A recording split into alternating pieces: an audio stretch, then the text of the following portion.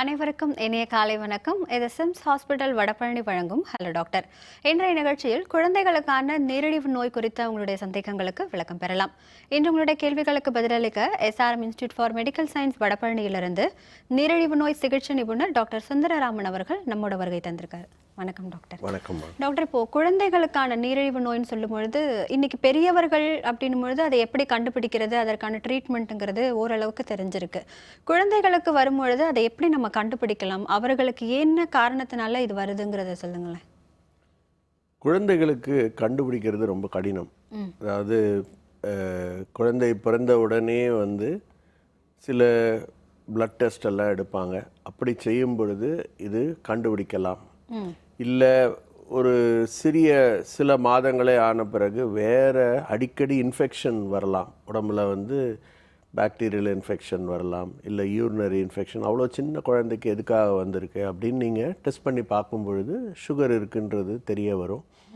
பெரும்பாலும் அந்த வயதில் வரும்பொழுது சுகருக்கு ஆன ஒரே காரணம் கணையம் சரியாக வேலை செய்யாது தான். கணையம் சரியாக வேலை செய்யாமல் இருக்கிறது இயற்கையாகவே வேலை செய்யாமல் இருக்கலாம், இல்லை வேறு நோய்கள் ஏற்பட்டு அதன் மூலமாக அது அந்த மாதிரி ஒரு பிரச்சனை உண்டாகலாம். வெகு அதாவது ரொம்ப கம்மியான பர்சன்டேஜ், அதாவது ஒரு 6-7 வயது குழந்தைகளுக்கு கூட சுகருக்கு நம்ம மாத்திரைகள் கொடுத்து வைத்தியம் செய்ய இயலும். அது ஒரு வகையான ஜீன் டெஃபிஷியன்சினால் கண்டுபிடிக்கலாம். மெச்சூரிட்டி ஆன்செட் டயபிட்டிஸ் ஆஃப் யங்னு சொல்லுவோம், மோடின்னு. அதில் ஒரு சில ஜீன் குறைபாடுகள் காரணங்கள்னால அது வருது. தொடர்ந்து பேசலாம் டாக்டர். ஒரு நேயர். ஹலோ டாக்டர், வணக்கம். வணக்கம் மேடம். வணக்கம் சார், எங்கேருந்து பேசுகிறீங்க? சேலம் மாவட்டம் மேடம். நல்லது சார், என்ன சந்தேகம் கேளுங்க டாக்டர் கிட்ட. ஹலோ. வணக்கம் சார். சார், என்னுடைய மாமனாருக்கு சார், அவர் வயசு 62ங்க. சரிங்க. அவர் ட்ரீட்மெண்ட் சுகர் ட்ரீட்மெண்ட் செஞ்சுட்டு இருப்பீங்க. சரிங்க. டெய்லி இன்ஜெக்ஷன் யூஸ் பண்ணிட்டு 2 டைம். லோ ப்ரெஷர் ப்ளஸ் மயக்கம் அடிக்கடி வருதுங்க. அது கண்டினியூஸாக அந்த மாதிரி தான் வந்துட்டு இருக்குங்க. இல்லை எனக்கு விளங்கலை. இன்சுலின் போட்ட பிறகு மயக்கம் வருதுங்களா, இன்சுலின் போடுறதுக்கு முந்தைய மயக்கம் வருதுங்களா? இன்சுலின் போட்ட ஒரு வெளியில் ஏதாச்சும் சூரிய வெளிச்சத்தில் வெளியில் ரவுண்டு வெளியில் அவர் போகிறப்ப அந்த மாதிரி திருக்கிறதுக்கு மயக்கிறதுங்க. சரிங்க. இதுக்கு உங்களோட மருத்துவரை போய் சந்திச்சிங்களா? அவங்க ஈஸியாக அதுக்கு உங்களுக்கு தீர்வு கொடுக்க முடியுமே. உங்களுடைய அளவை குறைத்து கொடுக்கலாம், இல்லை மருந்துகளை மாற்றி கொடுக்கலாம். அப்படிங்களா சார்? அவரை 6 months ஒன் டைம் தான் செக்கப் போகிறாப்பிங்க. அது இல்லைங்க, அதாவது மருத்துவரை நீங்கள் மாதம் ஒரு முறை போய் பாருங்கள். போகும்பொழுது வெறும் வயிற்றில் சுகர் சாப்பிட்டுட்டு 2 hour பொறுத்து செய்கிறது. முதல் முறை போகும்பொழுது 3 மாதங்களுக்கு ஒரு முறையே செய்ய வேண்டிய HbA1cன்னு சொல்லக்கூடிய ஆவரேஜ், இது 3ஐயும் செய்ய சொல்லுங்கள். செஞ்சு அவருடைய மருத்துவரை அணுகினா உங்களுக்கு என்ன வகையாக ட்ரீட்மெண்ட் கொடுக்கலாம் எல்லாமே பிளான் பண்ண முடியும். எல்லாமே நீங்கள் ஓரளவுக்கு புரிஞ்சு செய்யலாங்க. நன்றி சார். டாக்டர் மற்ற நேயர். ஹலோ டாக்டர், வணக்கம். ஹலோ வணக்கம், எங்கேருந்து பேசுகிறீங்க? என்ன சந்தேகமா கேளுங்க டாக்டர் கிட்ட. ஆமா, உங்க டிவி வால்யூம் கொஞ்சம் குறைச்சிட்டு சந்தேகத்தை கேளுங்க. 10 வருஷமா சுகர் இருக்கு சார். சரிங்க. எனக்கு இப்போ 300 இருக்கு சார். சாப்பிட்டதில்ல, ஆனா மெடிசன் சாப்பிட்டு இருக்கேன், ஆனா ஒன்றும் குறைய மாட்டேங்குது. உடற்பயிற்சி செய்கிறீங்களாம்மா? நான் வாக்கிங் போயிட்டு இருக்கேன் சார். எவ்வளோ நேரம் நடப்பீங்கம்மா? 3 மணி நேரம் போயிட்டு இருக்கேன் சார். Very good. அது தவிர இப்போ 1 year எனக்கு தைராய்டு வேறு வந்துருக்கு சார். சரிங்க. அதில் ஆப்ரேஷன் கிளான்சிங் கழுத்தில் இருந்தது, ஆப்ரேஷன் பண்ணினேன். சரி. இப்போ 1 வருஷம் ஆக போகிறது. சரி. ஆனால் அதில் என்ன, அதுக்கு டயட் என்ன பண்ணுறது, எதை மெயின்டெனன்ஸ் பண்ணுறது, இப்போ டாக்டர் கன்சல்ட் பண்ணாலும் சரியான அவர் எனக்கு மெயின்டெனன்ஸ் பண்ண சொல்லலை சார். ஆனால் அது எப்படி என்ன இப்போ எதை மெயின்டெனன்ஸ் பண்றது எனக்கு தெரியல சார். அது கொஞ்சம் நீங்க கிளியரா சொன்னீங்கன்னா கொஞ்சம் நல்லா இருக்கும். நீங்கள் வந்து டாக்டரை சந்திக்கும் பொழுது வெறும் வயிற்றில் எடுத்த சுகர், சாப்பிட்டுட்டு 2 ஹவர் பொறுத்து எடுத்த சுகர், அப்புறம் 3 மாதங்களுக்கே ஒரு முறை செய்ய வேண்டிய HbA1cன்னு இந்த ஆவரேஜ், இது 3ஐயும் எடுத்துக்கிட்டு உங்கள் டாக்டரை போய் சந்திங்கம்மா. அவங்க உங்களுக்கு ஈஸியாக உங்களுக்கு ஆலோசனை கூற முடியும். உங்களுடைய தைராய்டுக்குரிய அதாவது நீங்கள் தைராய்டு ஆப்ரேஷன் பண்ணியிருக்கீங்கன்னு நினைக்கிறேன் இல்லையா? அதுதான் நான் புரிஞ்சுக்கிட்டேன் நான் நீங்கள் சொல்லும் பொழுது. அதுக்கு ரீப்ளேஸ்மெண்ட் தெரப்பின்னு இருக்குமா, தைராய்டுக்கு மருந்துகளும் எடுத்துக்கணும். தைராய்டு மருந்துகள் சரியான முறையில் எடுக்கலை அப்படின்னா உங்களுடைய சுகர் கண்ட்ரோல் ஒழுங்கான முறையில் வராது. நீங்கள் என்ன தான் நடந்தீங்கனாலும் உங்களுடைய அந்த உடம்புல வந்து பேசல் மெட்டபாலிக் ரேட்டுன்னு இருக்குது. அந்த பேசல் மெட்டபாலிக் ரேட் கூடுறதுக்கு தைராய்டுடைய அளவு கரெக்டான முறையில் இருக்கணும். அது கரெக்டான முறையில் இருந்தால் தான் நீங்கள் உட்கொள்ளக்கூடிய உணவுகள் சரியான முறையில் உடம்பை விட்டு போகுங்க. அந்த எனர்ஜி பேலன்ஸ் சரியாக இருக்கும். அப்போ தான் வந்து உங்களுடைய சுகர் கண்ட்ரோலுக்கு வர முடியும். ஸோ நீங்கள் மருத்துவ ஆலோசனை இல்லாமல் சொல்ல முடியாதுமா. நன்றிம்மா. டாக்டர் மற்றொரு நேயர். ஹலோ டாக்டர், வணக்கம். ஹலோ, வணக்கம்மா. எங்கிருந்து பேசுறீங்க? என்னுடைய பேர் பார்வதி. நான் பட்டாபுரம் பேசிட்டு இருக்கேன். என்ன சந்தேகம் கேளுங்கம்மா டாக்டர் சொல்லுங்கம்மா. கிட்ட. வணக்கம்மா. Hello sir, good morning sir. Very good morning. எனக்கு 35 ஏஜ் ஆகுது. சரிங்க. எனக்கு 2 பேபிஸ் இருக்கு. ஒன்னு 5 years, ஒன்னு 3 years. சரிங்க. எனக்கு வந்து கேரிங் சுகர் வந்தது டாக்டர். சரி. ஃபர்ஸ்ட் பேபிக்கு வந்து 7 monthsல வந்தது. செகண்ட் பேபிக்கு 3 monthsல இருந்தே இருந்தது. சரிம்மா. பாப்பாங்க ரெண்டுமே சிசரியன் பேபிஸ். டெலிவரி ஆன பிறகு அந்த சுகர் கிடையாது. சரிம்மா. பட் இப்போ வந்து என் சில்ட்ரன்ஸ்க்கு இது வந்து பாதிக்குமா ஃபியூச்சர்லன்றது டவுட் என்னுடைய டாக்டர்.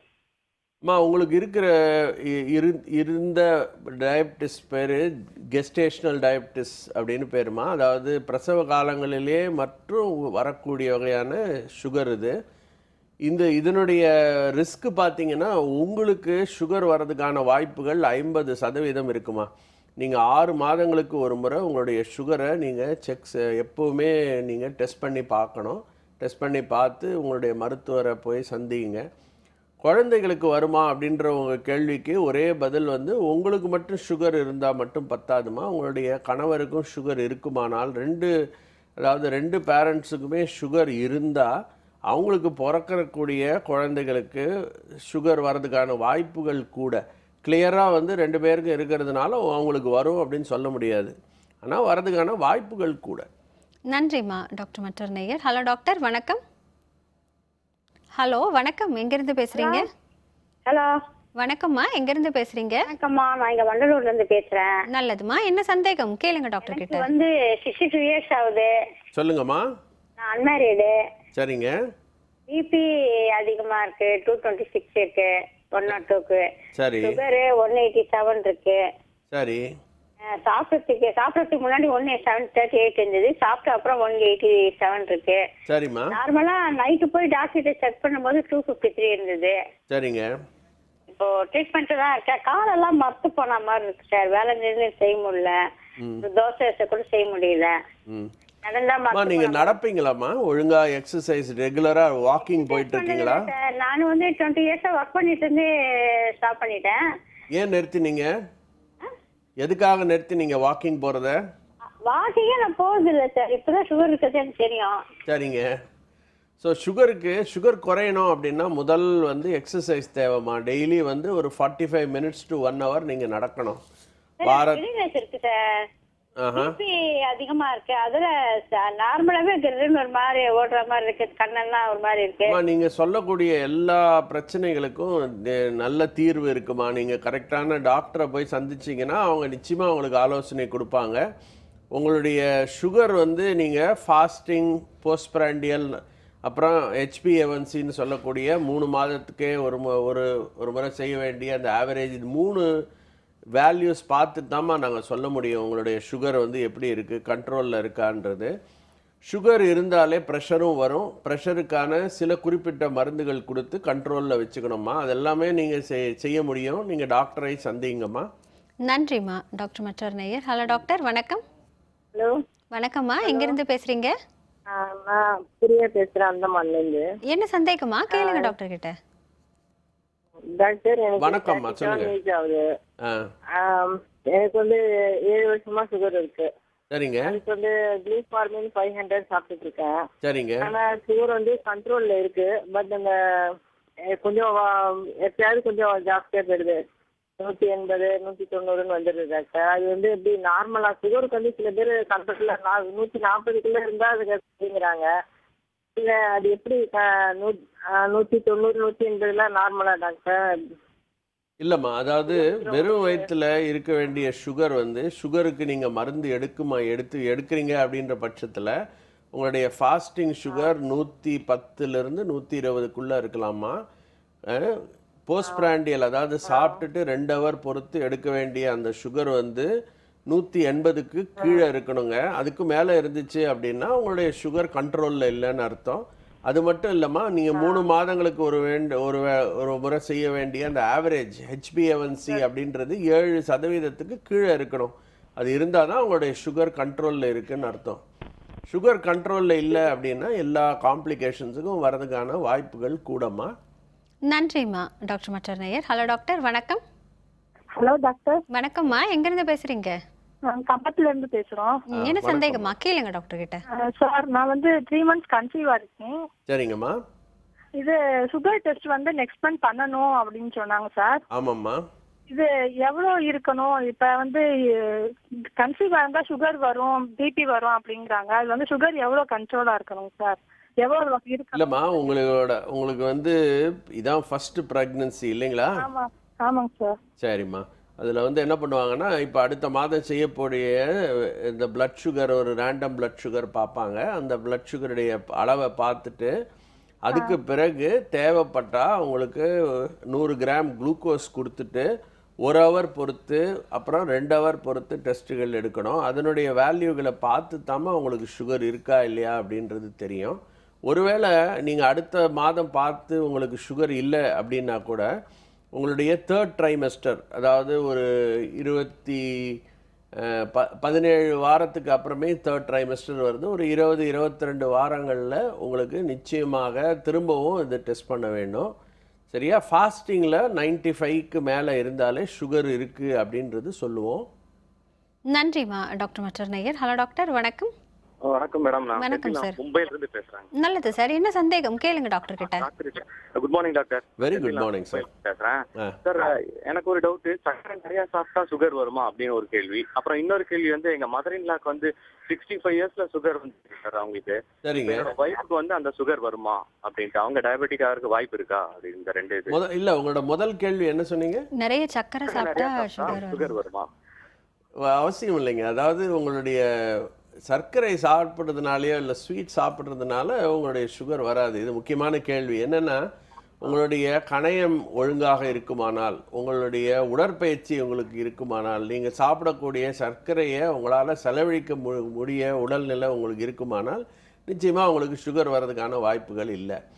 பட் என்னன்னு கேட்டிங்கன்னா, இதில் வந்து நிறைய விஷயங்கள் இருக்குது. அதாவது ஜெனட்டிக்ஸ் எப்படி ப்ளே பண்ணுதோ அந்த மாதிரி என்விரான்மெண்ட் ப்ளே பண்ணுது. ஒருவேளை நீங்கள் உடற்பயிற்சியே செய்யாத ஒரு ஆசாமியாக இருந்து இந்த மாதிரி சுகர் எடுக்கும் பொழுது ஹை கேலரி ஃபுட் எடுக்கிறீங்க. இந்த ஹை கேலரி ஃபுட் அப்படின்றது தான் வந்து எல்லா நோய்களுக்கும் காரணம். உங்களுக்கு ப்ரெஷர் கூடலாம், கொலஸ்ட்ரால் கூடலாம், உங்களுக்கு டயபெட்டிஸ் வர்றதுக்கான வாய்ப்புகளும் இருக்குது. 2வது கேள்வி வந்து 65 வயதில் உங்களுடைய உங்கள் மாமியாருக்கு வந்திருக்குன்னு சொன்னீங்க இல்லையா?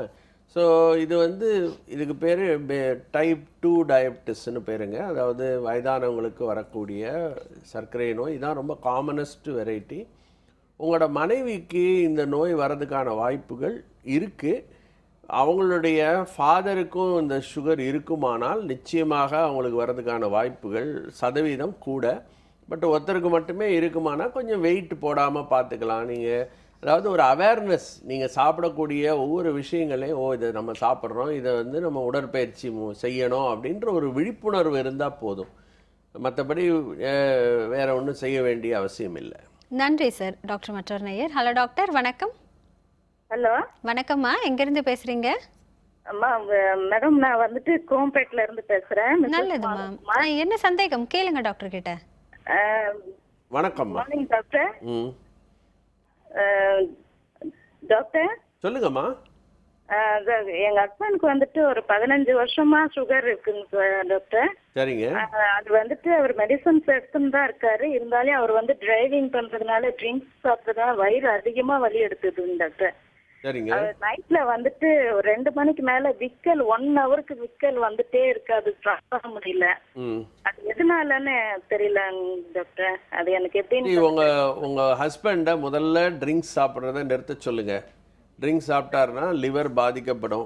எங்களுடைய சர்க்கரை நோய்க்கான எல்லா மருந்துகளுமே லிவர் மூலமாக தாங்க வேலை செய்யணும். லிவர் சரியாக இயங்கலை, சரியான முறையில் அது வேலை செய்யலை அப்படின்னா உங்களுடைய சுகரை கண்ட்ரோல் செய்ய முடியாது. அது நம்பர் 1. 2வது, நீங்கள் விக்கல் பற்றி கேட்டீங்க. விக்கலுக்கு வர்றதுக்கு பல்வேறு காரணம் இருக்குங்க. அதாவது நம்மளுடைய நெஞ்சு பகுதி, செஸ்ட்டையும் வயரையும் பிரிக்கிற ஒரு மசிலுக்கு பேர் டயஃப்ரம்னு பேர். அந்த டயஃப்ரம் கண்ட்ராக்ஷன்ஸ்னால வரக்கூடிய பிரச்சனை தான் இது. இதுக்கு வந்து அவருக்கு ஒருவேளை உப்புச்சத்து அதிகமாக இருக்குமானால் அதனால கூட இந்த மாதிரி விக்கல் வரலாம். அதெல்லாம் டாக்டரை போய் நீங்கள் சந்திச்சிங்கன்னா அவர் பரிசோதனை செஞ்சு உங்களுக்கு இதற்கு தீர்வு ஈஸியாக கொடுக்க முடியுமா? நன்றிம்மா டாக்டர். மற்ற நேயர். ஹலோ டாக்டர், வணக்கம். ஹலோ வணக்கம், எங்கேருந்து பேசுகிறீங்க டாக்டர்? இப்போது குழந்தைகளுக்கான நீரிழிவு நோய் பற்றி பேசும்பொழுது ஒரு அம்மா அவங்க கர்ப்ப காலத்தில் இருக்கும் பொழுது இருந்துச்சு, அதன் பிறகு இல்லை அப்படின்னாங்க. ஆனால் நீங்கள் அப்படி இருந்ததுன்னா திரும்ப உங்களுக்கு வர்றதுக்கான வாய்ப்புகள் இருக்கு அப்படின்னு சொன்னீங்க. சிலருக்கு அது வராமலே போகும் அப்படின்னு சொல்லலாம். அதாவது கெஸ்டேஷனல் டயபெட்டிஸ் இருக்கிறவங்களுக்கு ஒரு 40% தான் சுகர் வர்றதுக்கான வாய்ப்புகள் கூட. அதாவது ஒருத்தருக்கு அது இருக்குமானால் நிச்சயமாக வரும் அப்படின்னு அவசியம் கிடையாது.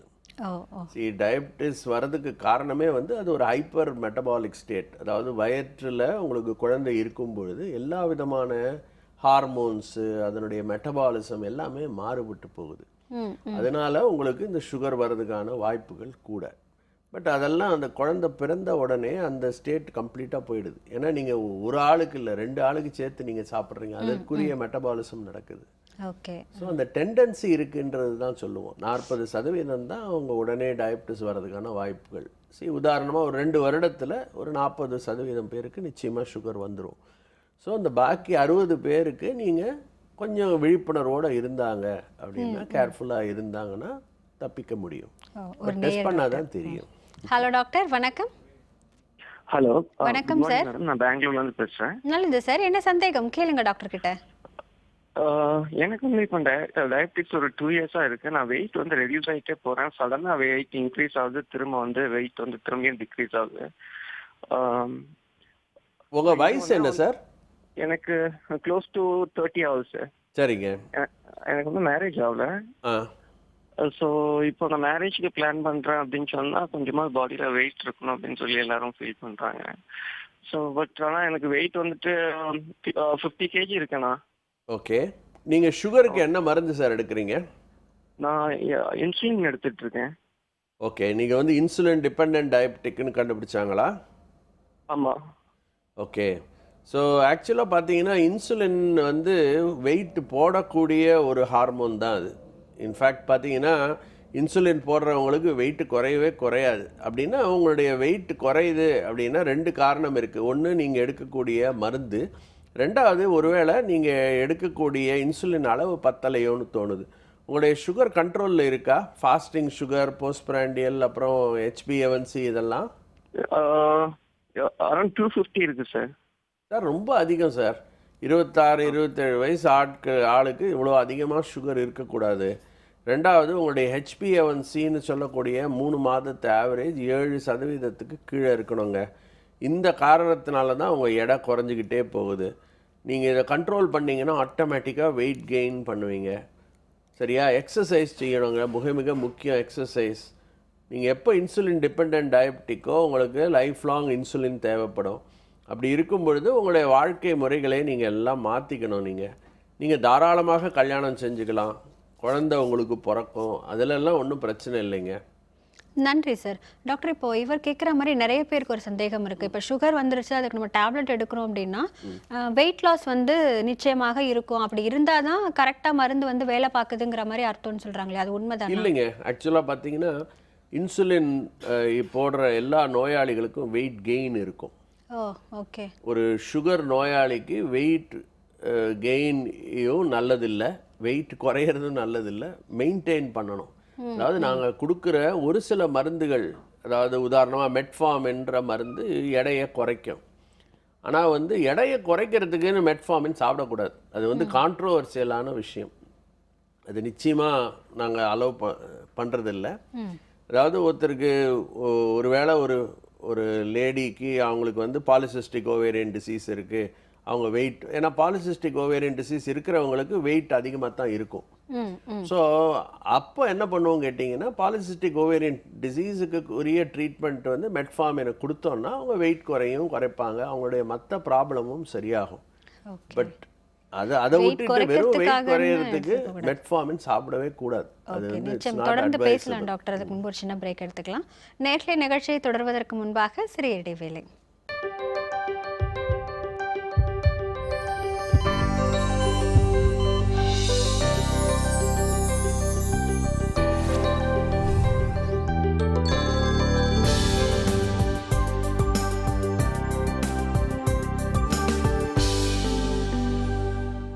இது சிம்ஸ் ஹாஸ்பிட்டல் வடபழனி வழங்கும் ஹலோ டாக்டர். டாக்டர், ஒரு நேர் வந்து சுகர் நிறைய சாப்பிட்டா டயபெட்டிக் வருமானு கேட்டாங்க. ஆனால் இன்றைக்கி வந்து சுகர் பேஷண்ட்டுக்கு வந்து சுகர்லெஸ்ஸில் ஸ்வீட்ஸு பிஸ்கெட்ஸ் இதெல்லாம் இருக்குது. சில பேர் வந்து அது வந்து சும்மா சொல்கிறது தானே தவிர அதில் ஒன்றும் பெருசாக பலனளிக்கக்கூடிய வகையில் எதுவும் இல்லைன்னு சொல்கிறாங்க. உண்மையிலேயே அதெல்லாம் எடுத்துக்கலாமா சுகர் பேஷண்ட்? எல்லாமே அளவுக்கு மிஞ்சினா அமிர்தமும் விஷம் இல்லைங்களா? அது மாதிரி எல்லாமே அளவுக்கு அதிகமாக எடுக்காமல் இருந்தாங்கன்னா அவங்க எடுத்துக்கலாம். அதெல்லாம் வந்து இந்த சுகர் சப்ளிமெண்ட்ஸில் பண்ணக்கூடிய ஸ்வீட்ஸ் அதெல்லாம். ஸோ அதுவும் வந்து ஒரு நாளைக்கு எவ்வளோ அலவன்ஸ் இருக்கோ அந்த அளவுக்கு மேலே எடுக்காமல் இருக்கிறது தான் நல்லது. ஓகே. ஸோ அவ்வளோதான். அப்போது இந்த டீ காஃபிலெல்லாம் ஆட் பண்ணுறதுக்கெலாம் ஆட் பண்ணிக்கலாங்க. சுகருக்கு வந்து இப்போ டீ, காஃபி, ஜூஸஸ் அதுக்கெல்லாம் நீங்கள் நிச்சயமாக சுகர் சப்ளிமெண்ட்ஸ் எடுத்துக்கலாம். ஒன்றும் ப்ராப்ளம் இல்லை. தொடர்ந்து பேசலாம் டாக்டர். ஒரு நேயர். ஹலோ டாக்டர், வணக்கம். ஹலோ வணக்கம்மா, எங்கேருந்து பேசுகிறீங்க? நான் பழனியிலிருந்து பேசுறேங்க. என் பேர் ஜெயிலா. என்ன சந்தேகமா கேளுங்க டாக்டர் கிட்ட.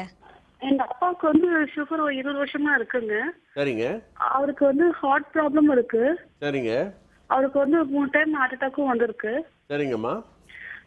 அவருக்கு ஒரு ஹார்ட் ஃபங்க்ஷன் வந்து எப்படி இருக்குன்னா 25% தான் ஹார்ட்டே ஃபங்க்ஷன் ஆகிட்டு இருக்கு. சரிங்க. இப்ப என்ன ப்ராப்ளம்னா அவருக்கு கை கால்லாம் ரொம்ப வீங்கிக்குது. ஆகுனா கை கால்லாம் வீங்கிக்குதா இல்ல கை கால் வீக்கா இருக்குன்றீங்களா? வீங்கிக்குது ஒரு மாதிரி. அது யூஸ் ஃபங்க்ஷன் ஆகிற அளவுக்கு ஒரு மாதிரி மடக்க முடியாத அளவுக்கு வீக்க ஏற்படுது கை கால்லாம். சரிங்க. அப்புறம் டாக்டர் போய் கேட்டதுக்கு இந்த மாதிரி ஹார்ட்டோட ஃபங்க்ஷன் வந்து ரொம்ப லோவா இருக்கு அப்படின்னு சொல்லிட்டாங்க. சுகர் வந்து அவருக்கு வந்து பார்த்தாலும் 290 அப்படின்னு சொல்லுவாரு. திடீர்னு பார்த்தா ரொம்ப லோவாய் 43 வந்துருவாரு அவரு. அப்ப திடீர்னு நாங்க ஹாஸ்பிட்டலுக்கு எமர்ஜென்சியா கூட்டிட்டு போய் அவரை வந்து ட்ரீட்மெண்ட் பண்ணி சுகர் ஏற்றி அதுக்கப்புறமா வீட்டுக்கு கூட்டிட்டு வச்சிருப்போம் நாங்க. இப்ப இந்த மாதிரி இந்த ப்ராப்ளம் இப்ப ரீசெண்டா வந்துட்டு இருக்கு. அவருக்கு அவனா சுகர் ரொம்ப லோவாய் போயிட்டு இருக்கு. அதான் டாக்டர் அது என்ன ப்ராப்ளம் இருக்கு? அந்த ஹார்ட்னால ப்ராப்ளமா இல்ல இந்த சுகர் வந்து லோவாகனா இந்த கைகால் வீக்கம் ஏற்படுதுங்களா இல்ல என்னன்னு தெரியல. உங்க ஃபாதருக்கு இருக்கிற ப்ராப்ளம் வந்து கொஞ்சம் காம்ப்ளிகேட்டடான விஷயமா? அதாவது அவருக்கு வந்து கிட்னி ஃபங்க்ஷன் எப்படிங்க இருக்கு? அவருடைய கிட்னி ஒழுங்கான முறையில் வேலை செய்தா? கிட்னில செக் பண்ணி பார்த்தா அதெல்லாம் வந்து எல்லாமே கிட்னி லிவர் எல்லாமே அளவுக்கு நார்மலா இருக்கு. இல்லைங்கம்மா, யூரியா கிரியாட்டினின் அப்படின்ற டெஸ்ட்டுகள் பண்ணியிருப்பாங்க. அது நார்மலா இருக்கா? டெஸ்ட் பண்ணி பார்த்தா டாக்டர் வந்து அதுதான் பிரச்சனைங்க, அது வந்து ப்ராப்ளமா தான் நாங்களே சொல்லிடுவோம், அது ரொம்ப நல்லா இருக்கு அப்படின்னு சொல்லிட்டாங்க அவருக்கு. சரிங்க. அதாவது இல்லை கை கால்லாம் வீக்கம் இருக்குன்னு சொன்னீங்க. அதுக்கு வந்து என்ன காரணம்னு பார்க்காம சொல்றது ரொம்ப கடினமா? கை கால் வீக்கம் ஒருத்தருக்கு இருக்குமானால் வந்து வெறும் ஹார்ட் டிசீஸ்னால கால் வீங்கலாங்க. கை அதெல்லாம் பின்பக்கம்லாம் வீங்குது அப்படின்னா யூஸ்வலாக கிட்னி பிரச்சனையும் இருக்கிறதுக்கு வாய்ப்புகள் கூட. இப்போ நீங்கள் வந்து உங்களுடைய ஹார்ட்டோடைய ஃபங்க்ஷன் 25% தான் வேலை செய்யுதுன்னு சொன்னீங்க அப்படின்னா ஹார்ட்டினுடைய பம்பிங் கெப்பாசிட்டி கம்மியாக இருக்குது. அப்போது கிட்னிகளுக்கு போக வேண்டிய ரத்த அளவும் கம்மியாக தான் போகும். கிட்னிக்கு ரத்த அளவு கம்மியாக போனால் உங்களுக்கு கிட்னிகள் சரியான முறையில் இயங்காதுமா. அதுவும் ஒரு காரணம். இதை மாதிரி இருக்கிற நோயாளிகளுக்கு வந்து மருந்துகள் கொடுத்து அதாவது சுகரை கண்ட்ரோல் பண்ணுறது ரொம்ப கடினமான ஒரு வேலை. யூஸ்வலாக என்ன சொல்லுவோம் கேட்டிங்கன்னா, அதுக்கான சில மருந்துகள் இருக்குது. அந்த குறிப்பிட்ட மருந்துகள் மட்டும் நீங்கள் எடுத்துக்கிட்டிங்கன்னா கண்ட்ரோலில் வைக்க முடியும். பெரும்பாலும் நாங்கள் இன்சுலின் தான் உபயோகப்படுத்துவோம். இன்சுலின் வந்து பேசல் இன்சுலின் அப்படின்னு சொல்லுவோம்மா. நீங்கள் இதெல்லாம் இந்த விவரங்கள் உங்கள் டாக்டர்கிட்ட சொன்னீங்கன்னா அவங்க நிச்சயமாக இதுக்குரிய ஆலோசனை கொடுப்பாங்கன்னு நினைக்கிறேன். ஆனால் மிக மிக முக்கியம், அவரை பார்க்காம நாங்கள் இவ்வளோ ஒரு காம்ப்ளிகேட்டடான விஷயத்தை சொல்கிறது கடினம்மா. நன்றிம்மா. டாக்டர் மற்றொரு நேயர். ஹலோ டாக்டர், வணக்கம். ஹலோ, நான் ஆவடியில இருந்து செண்பகவல்லி பேசுறேங்க. என்ன சந்தேகமா? டாக்டர் கிட்ட கேளுங்க. சார், எனக்கு வந்து 2 வருஷமா சுகர் இருக்கு. சரிங்க. மாத்திரை சாப்பிட்டுட்டு இருக்கேங்க சார். சரிங்கம்மா. மாத்திரை சாப்பிடும்போது எனக்கு வந்து அடிவயிறு ரொம்ப அதிகமா வலிக்குதுங்க சார். சரிங்க. அதுக்கப்புறம் முடி அதிகமா கொட்டுதுங்க சார். ரொம்ப டயர்டாயிடுறேன். அதுக்கு என்ன பண்ணணுங்க சார்? எதனால அது மாதிரி இருக்கு? எனக்கு வந்து சுகரோட அளவு சாப்பிட்றதுக்கு முன்னாடி 159 இருக்கு, சாப்பிட்டதுக்கு அப்புறம் 265 இருக்குங்க சார். உங்களோட சுகர் வந்து கண்ட்ரோல்லையே இல்லைம்மா. உங்களோட சுகர் வந்து முதல்ல சுகரை கண்ட்ரோல் பண்ணணும். உங்களோட வயது என்னன்னு சொல்லலாமா? நீங்கள் 35 ஆகுதுங்க சார். 35 இல்லைங்களா? நீங்கள் வந்து உடற்பயிற்சி அவசியம் செய்யணுங்க. வீட்டு வேலை மட்டும் செஞ்சு பத்தாதுங்க. வெளியில் போய் வாக் ஒன்று போகணும். நீங்கள் ஒரு நாளைக்கு 45 நிமிடத்துலேருந்து 1 மணி நேரமாவது நடக்கணும். நீங்கள் உணவு கட்டுப்பாடுகள் மிக மிக முக்கியம். லேடிஸு வந்து நீங்கள் சமைக்கும் பொழுது டேஸ்ட் பண்ணியே பாதி சாப்பிட்டு முடிச்சிருவீங்க. அதனால் கொஞ்சம் எந்த மாதிரி உணவுகளை எடுக்கக்கூடாது அப்படின்றத தெரிஞ்சுக்கிட்டு அதுக்கேற்ற மாதிரி, அதாவது அரிசி அளவை குறைச்சிக்கிட்டு காய்கறிகளை கூட்டி வயிறு நிரம்ப சாப்பிடணுமா. 3வது விஷயம், உங்களுடைய மருந்துகள் எல்லாத்தையும் மாற்றணுங்க. உங்களோட தலைமுடி கொட்டுறதுக்கு வந்து சுகர் காரணம் இல்லை, அயர்ன் டெஃபிஷியன்சி இருக்கலாம். அயர்ன் டெஃபிஷியன்சிக்குரிய அது இருக்கான்னு பார்க்குறதுக்கு டெஸ்ட்டுகள் பண்ண சொல்லுங்கள். பண்ணி அதுக்குரிய வைத்தியங்கள் செய்யலாம்.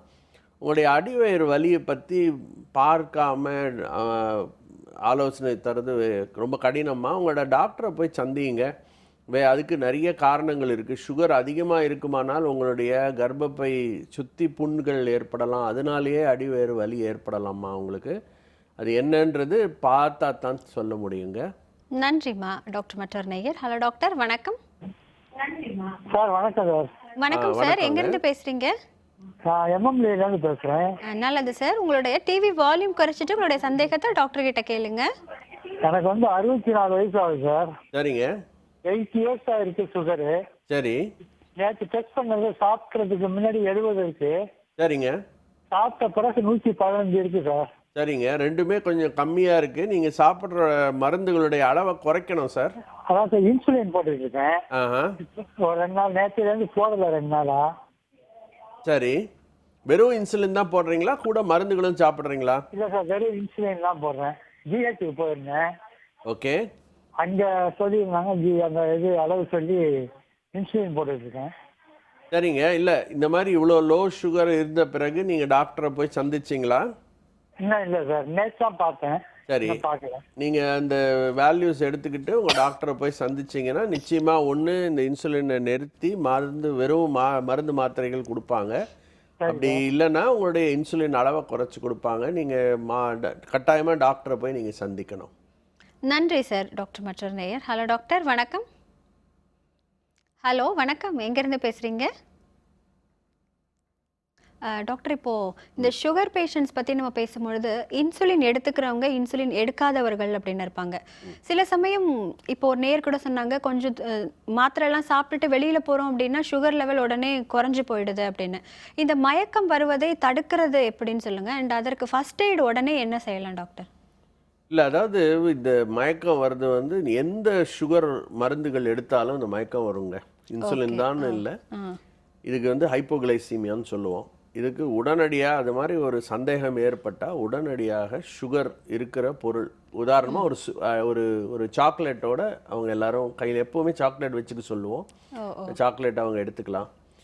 இல்லை அதில் சரியாகலை அப்படின்னா சுகரை பாலில் கலந்து பால் மாதிரி குடிக்கலாம், இல்லை ஒரு காஃபி குடிக்கலாம்.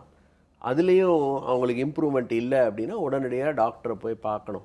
லோ சுகர் ஏற்பட்டால் ஃபிட்ஸ் வரலாம், ஸோ ஸ்ட்ரோக் மாதிரி வரலாம். So it's a very serious thing. அதனால் வந்து அதை அசட்டை செய்யக்கூடாது. இந்த மாதிரி லோ சுகர் வருமானா உங்களுடைய மருந்துகள் அளவுகள் மருந்து எல்லாமே மாற்ற வேண்டும். அதனால் எவ்வளோ சீக்கிரம் நீங்கள் டாக்டரை போய் சந்திக்கிறீங்களோ அவ்வளோ நல்லது. ஒரு நேயர் டாக்டர். ஹலோ டாக்டர், வணக்கம். ஹலோ வணக்கம்மா, எங்க இருந்து பேசுறீங்க? வணக்கம்மா. பேசுறேன். நல்லதுமா, என்ன சந்தேகம் கேளுங்க டாக்டர் கிட்ட. நான் டெய்லரிங் ஒர்க் பண்ணிட்டு இருக்கேன். சரிங்க. டாக்டர். வணக்கம்மா, சொல்லுங்க. வணக்கம் சார். எனக்கு வந்து சுகர் வந்து 6 மாசத்துக்கு முன்னாடி இருந்ததுங்க சார். சரிங்க. சாப்பாட்டுக்கு முன்னாடி வந்து 220 சாப்பாட்டுக்கு 260 இருந்ததுங்க சார். சரிங்க. நான் வந்து அதை வந்து மாத்திரைனா எதுவும் எடுக்காம டயட்லயும் வாக்கிங்லயுமே கண்ட்ரோல் பண்ணி இப்போ வந்து 140 சாப்பாட்டுக்கு பிறகு சாப்பாட்டுக்கு முன்னாடி 120 இருக்குதுங்க சார். ஆனா டேப்லெட் எதுவும் எடுத்துக்கல. Very good.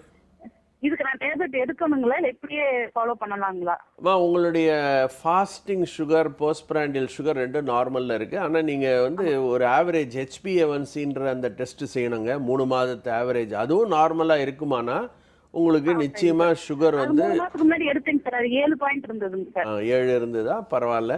இப்போ எவ்வளோ இருக்குன்னு பாருங்கம்மா. இந்த 120 140 வேல்யூ சொன்னீங்களே, அதை திரும்பவும் செக் பண்ணி பாருங்கள். அது 7 கீழே இருக்குது அப்படின்னா நீங்கள் உங்களுடைய அதாவது டயட்டும் நீங்கள் லைஃப் ஸ்டைல், அதாவது சுகருக்கு வந்து மாத்திரை தான் எடுக்கணுன்றது அவசியம் இல்லைம்மா. மிக மிக முக்கியம் வந்து வாழ்க்கை முறைகளை மாற்றிக்கணும். அதில் வந்து உடற்பயிற்சி மிக மிக முக்கியம்.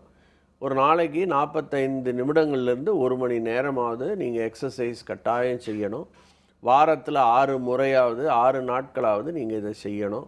ரெண்டாவது டயட்டில் பார்த்தீங்கன்னா நீங்கள் வந்து சிறிய அளவு உணவுகள், அதாவது கரெக்டான டைமில் எடுத்துக்கணும். அதே நேரத்தில் வந்து உங்களுக்கு ஷார்ட் ஃப்ரீக்வெண்ட் ஃபீட்ஸ்ன்னு சொல்லுவோம். இது வந்து மிக மிக முக்கியம். உங்களுக்கு ஹைப்போகிளைசீமியா, அதாவது லோ சுகர்ன்றது வராமல் இருக்கணும் அப்படின்னா பிரேக்ஃபாஸ்ட் அந்த டைமில் எடுத்துக்கணும். லஞ்ச் அந்த பர்டிகுலர் டைமில் எடுக்கணும். 2 பிரேக்ஃபாஸ்ட்டுக்கும் லஞ்சுக்கும் நடுவில் இடைப்பட்ட நேரத்துலையும் ஏதாவது உணவுகள் எடுக்கணும். ஏதாவது அப்படின்னா அப்போ தான் வந்து இந்த சுண்டல், அப்புறம் வந்து மோர் எடுத்துக்கலாம். நீங்கள் வந்து தக்காளி ஜூஸ் எடுத்துக்கலாம், தக்காளி சூப் எடுத்துக்கலாம். அதை மாதிரி இதை மாதிரி ஒரு 3 o'clock அகெயின் ஏதாவது டீ காஃபி எடுப்பீங்கன்னா அதோட பிஸ்கட்ஸ் எடுத்துக்கலாம். ஏதாவது டயபெட்டிக் பிஸ்கட்ஸ் எடுத்துக்கலாம். அது மாதிரி உங்கள் ஃபுட்டை வந்து ஸ்பேஸ் பண்ணி சாப்பிடலாமா. அது மாதிரி இருந்தீங்கனாலே சுகர் கண்ட்ரோல் பண்ண முடியும். நன்றிம்மா டாக்டர். மற்றொரு நேயர். ஹலோ டாக்டர், வணக்கம். வணக்கம்மா. வணக்கம்மா. ராமநாதபுரத்துல இருந்து நசீமா பேசுறேன். நல்லதுமா, என்ன சந்தேகம் கேளுங்க டாக்டர் கிட்ட. எனக்கு வந்து 34 ஏஜ். சரிங்க. நான் வந்து என்னுடைய அத்தா, அம்மா, என்னுடைய பிரதர் எல்லாருக்குமே வந்து சுகர் இருக்கு. சரிங்கம்மா. ஸோ அதனால நானும் சும்மா காமனா டெஸ்ட் பண்ணி பார்ப்போமேனு ஒரு 4 மாசத்துக்கு முன்னாடி டெஸ்ட் பண்ணேன். சரிங்கம்மா. அப்போ வந்து 173 இருந்துச்சு சாப்பிட்ட பிறகு. சரி. அப்போ டாக்டர் சொன்னாங்க இன்னும் சுகர் வர்றதுக்கான வாய்ப்பு இருக்கு, நீங்க வந்து இனிப்பெல்லாம் கொஞ்சம் குறைச்சிருங்க அப்படின்ட்டாங்க. கரெக்டு. அப்புறம் நான் வந்து கொஞ்சம் குறைச்சேன். ஆனா இப்போ 4 மாசத்துக்கு அப்புறம் இப்போ ஒரு 15 நாளைக்கு முன்னாடி டெஸ்ட் பண்ணி பார்க்கையில சாப்பிட்றதுக்கு முன்னாடி 103 இருந்துச்சு. சரிங்க. சாப்பிட்ட பிறகு 116 இருந்துச்சு. சரிங்க. அப்போ எனக்கு இந்த தலை சுத்து பிரச்சனை கொஞ்ச நாளா இருக்கு. சரிங்க. நான் அதுக்காகவே கொஞ்சம் பயந்தேன். டாக்டர் கேட்டதுக்கு இல்ல உங்களுக்கு சத்து குறைவு, அதனாலதான் தலை சுத்துது, சுகர்லாம் ஒன்றும் பிரச்சனை இல்லை அப்படின்னாங்க. சரிங்க. கொலஸ்ட்ராலும் நார்மலா இருக்கு 150. சரிங்கம்மா. இதுக்கு நீங்க அட்வைஸ் சொல்லுங்க சார். இல்லை, உங்களுடைய இப்போ நீங்கள் சொன்ன வேல்யூஸ் வந்து சுகர் உங்களுக்கு இருக்கிற மாதிரி தெரியலைங்கம்மா. நீங்கள் இன்னொரு 3வது HbA1c பற்றி சொல்லலாமா? 3 மாதங்களுக்கே ஒரு முறை செய்ய வேண்டிய ஆவரேஜ்மா. அது செஞ்சீங்களா? இல்ல அதெல்லாம் ஒன்றும் செய்யலையே. அதை செய்யுங்க. அந்த பிளட் டெஸ்ட் பண்ணுங்க. அதுவும் எடுத்து அதுவும் வந்து 7க்கு கீழே இருக்குது அப்படின்னா உங்களுக்கு சுகர் இல்லை அப்படின்றது தீர்மானமாக சொல்ல முடியும். ரெண்டாவது, உங்களுடைய மயக்கம் பற்றி சொன்னீங்க. மயக்கத்துக்கு உங்கள் டாக்டர் சொல்லியதை தான் நானும் ஆமோதிக்கிறேன். உங்களுக்கு சுகர் ஒரு காரணம் இல்லை, வேறு பல காரணங்கள் இருக்குமா. உங்களை பரிசோதித்தா தான் உங்களுக்கு தீர்மானமாக இதுதான் காரணம்னு சொல்ல முடியும். உங்களுக்கு சத்து கம்மியினாலையும் தலை சுத்தல் வரலாம், காது சம்பந்தமான பிரச்சனைகள் இருந்தாலும் தலை சுத்து வரலாம். எதுவாக இருந்தாலும் பார்த்து பரிசோதனை செய்யாமல் சொல்ல இயலாதுமா. நன்றிம்மா டாக்டர். மற்றொரு நேயர். ஹலோ டாக்டர், வணக்கம். ஹலோ வணக்கம் சார், எங்க இருந்து பேசுறீங்க? வணக்கம் மேடம், நாங்க திருநெல்வேலி பக்கத்துல இருந்து பேசுறோம் மேடம். நல்லது சார், என்ன சந்தேகம் டாக்டர் கிட்ட கேளுங்க. மேடம் எனக்கு 2 क्वेश्चन. கேளுங்க. சொல்லுங்க. வணக்கம். சொல்லுங்க சார். சொல்லுங்க சார். சார், அது என் மனைவிக்கு வந்து சுகர் வந்திருக்கு சார். இப்போ லாஸ்ட் மந்த் செக் பண்ணேன். இதுக்கு முன்னாடி வந்து கொஞ்சம் கண்ணெல்லாம் வலிக்கும். டாக்டர்கிட்ட போனால் சுகர் இருக்கான்னு கேட்டால் நான் நார்மல். அப்புறம் செக் பண்ணி போன மாதம் லாஸ்ட் மந்த் செக் பண்ணேன் சார். சரிங்க. சாப்பாட்டுக்கு முன்னாடி வந்து 165, சாப்பாட்டுக்கு அப்புறம் வந்து 225 இருந்துச்சு சார். சரிங்க. டாக்டர் சார் சொன்னாங்க சுகர் இருக்கு அப்படின்னு சொல்லி சொன்னாங்க. சரி. அதுக்கப்புறம் அதுக்குள்ள டேப்லெட் கொடுத்துட்டு இருக்காங்க. இப்போ சாப்பிட்டுக்கிட்டு இருக்கோம், நார்மலாக சாப்பிட்டுக்கிட்டு இருக்கேன் சார். இன்னும் 1 மந்த் ஆகலை. இப்போ லாஸ்ட் மந்த் தான் நாங்கள் டெஸ்ட் பண்ணோம். ஓகே. ஆனால் இப்போ 1 வீக்கா என்னன்னா அந்த கரண்ட கால்லையும் அந்த சத பகுதி இருக்குல்ல சார், நம்ம முட்டுக்கு கீழே சத பின்பக்கம், சரிங்க, இந்த 2 இடமும் பயங்கரமா பெயின் ஆகுது சார். சரிங்க. ஆமா. 2வது என்ன அப்படின்னு சொல்லி சொன்னா, எங்க ஃபேமிலிக்கும் அவங்க ஃபேமிலி யாருக்குமே சுகர் கிடையாது. இது எப்படி வந்துச்சு அப்படின்னு எனக்கு அது ஒரு சந்தேகம் சார். இந்த 2 சந்தேகம் இருக்கு சார். சரி, அதாவது ஒன்று, உங்களுடைய 2வது கேள்விக்கு முதல்ல பதில் சொல்கிறேன். நீங்கள் இந்தியனாக இருந்தாலே உங்களுக்கு சுகர் வர்றதுக்கான வாய்ப்புகள் கூட சார். நான் சொல்லலை, WHO உலக சுகாதார நிலையம் சொல்லுது. நம்மளுடைய வாழ்க்கை முறைகள், நம்ம சாப்பிடக்கூடிய உணவுகள், உடற்பயிற்சி இன்மை, இதெல்லாம் தான் காரணம் நம்மளுக்கு சுகர் வர்றதுக்கு. ஸோ இந்த காலகட்டத்தில் நம்மளுடைய வாழ்க்கை முறைகள் பார்த்திங்கன்னா ரொம்ப நம்ம உடற்பயிற்சியே கொஞ்சம் கூட இல்லாத ஒரு வாழ்க்கை தான் நம்ம வாழறோம். இதுதான் ஒரு மெயின் காரணம் நம்மளுக்கு சுகர் வர்றதுக்கு. ஒரு பெரிய ஆராய்ச்சி பண்ணாங்க. அதாவது அர்பன், இந்த மாதிரி சென்னை, மதுரை, இது மாதிரி பெரிய சிட்டிஸில் இருக்கிறவங்களுக்கு சுகர் அதிகமாக இருக்கா, இல்லை கிராமத்தில் இருக்கிறவங்களுக்கெல்லாம் சுகர் இருக்கான்னு பார்த்தாங்க. பார்த்ததில் என்ன தெரிஞ்சதுன்னு கேட்டிங்கன்னா, கிராமத்தில் கூட சுகர் வந்து ரொம்ப அதிகமாக இருக்குது. இதுக்கு காரணம் அவங்களுடைய வாழ்க்கை முறைகள் மாறிப்போச்சு. ஸோ வாழ்க்கை முறைகளில் உடற்பயிற்சி அப்படின்றது ஒன்று இல்லவே இல்லை. அது மட்டும் இல்லை, நம்ம சாப்பிடக்கூடிய உணவுகள் எல்லாமே வந்து ஹை கேலரி ஃபுட். அதாவது பழைய புராதனமான உணவு பழக்கங்களெல்லாம் நம்ம வெறுத்துட்டு, நம்ம இப்போ நகரங்களில் பார்த்திங்கன்னா வந்து பிஸ்ஸா, இது மாதிரி ஃபாஸ்ட் ஃபுட் நிறைய எடுக்க ஆரம்பிச்சிட்டோம். இதெல்லாம் தான் சுகர் வர்றதுக்கான காரணங்கள். ஸோ யாருக்கு வேணால் சுகர் வரலாம், உங்களுக்கு வந்ததில் ஒரு வியப்பும் இல்லை. 2வது முதல் கேள்வி கேட்டிங்க, அந்த கேள்வி அது வந்து உங்களுடைய சுகர் இருந்தாலே, சுகர் வர்றதுக்கு ஒரு சில வருடங்களுக்கு முன்னாலேயே காலில் இருக்கக்கூடிய நரம்புகளில் பாதிப்பு வரலாம். பெரிஃபரல் நியூரைட்டிஸ்ன்னு சொல்லுவோம். காலுக்கு வரக்கூடிய நரம்புகளுக்கு தேவையான ஒரு சத்து கம்மியாக இருக்குது. அதனால ஒருவருக்கு சுகர் வரப்போகுது அப்படின்னு வர்றதுக்கு ஒரு சில வருடங்களுக்கு முன்னாலேயே இந்த பெரிஃபரல் நியூரோபதின்றது வரலாம். அதுதான் உங்களுக்கு இருக்குன்னு தோணுது எனக்கு. இருந்தாலும் உங்களுடைய மருத்துவர், பக்கத்தில் இருக்கிற மருத்துவரை போய் நீங்கள் சந்திச்சிங்கன்னா அவங்க என்ன செய்யணும்னு சொல்லுவாங்க. நன்றி சார். டாக்டர் மற்றொரு நேயர். ஹலோ டாக்டர், வணக்கம். வணக்கங்க. வணக்கம் சார், எங்கேருந்து பேசுகிறீங்க? சார், ஓமலூர்லேருந்து தனபால் பேசுகிறேங்க. என்ன சந்தேகம் சார்? கேளுங்க டாக்டர் கிட்ட. சார் வணக்கம் சார். வணக்கங்க, சொல்லுங்கள். சார், எங்கள் பாப்பாவுக்கு வயசு 25 வயசு ஆகுதுங்க சார். சரிங்க. பொண்ணு ஒன்று, பையன் ஒன்று, குழந்தை இருக்கு சார். கல்யாணம் பண்ணி கொடுத்துட்டுங்க. சரி. இப்போ வந்து என்னன்னாக்க ஒரு பிரச்சனை, சர்க்கரை வந்துருச்சுங்க. எப்படி வந்துச்சு என்னன்னு எனக்கு ஒன்றும் புரியலைங்க. பிரசவ காலங்களில் சர்க்கரை நோய் இருந்ததா? இல்லைங்க, இது வரைக்கும் யாருக்கும், எனக்கோ எங்க வீட்டுக்காரிக்கோ சர்க்கரை இல்லைங்க. இல்லை நீங்கள் வந்து நான் என்ன புரிஞ்சுக்கிட்டேன்னா, உங்களுடைய மகளுக்கு சர்க்கரை நோய் வந்துடுச்சு 25 வயதில், இல்லைங்களா? ஆமாம் சார். சரி, ஓகே. இல்லை, அவங்களுக்கு கல்யாணம் ஆயிடுச்சு இல்லைங்களா? ஆமாங்க. அவங்களுக்கு பிரசவ காலத்தில் அவங்களுக்கு சுகர் இருந்ததா? அப்பெல்லாம் இல்லை சார். அப்பெல்லாம் இல்லை.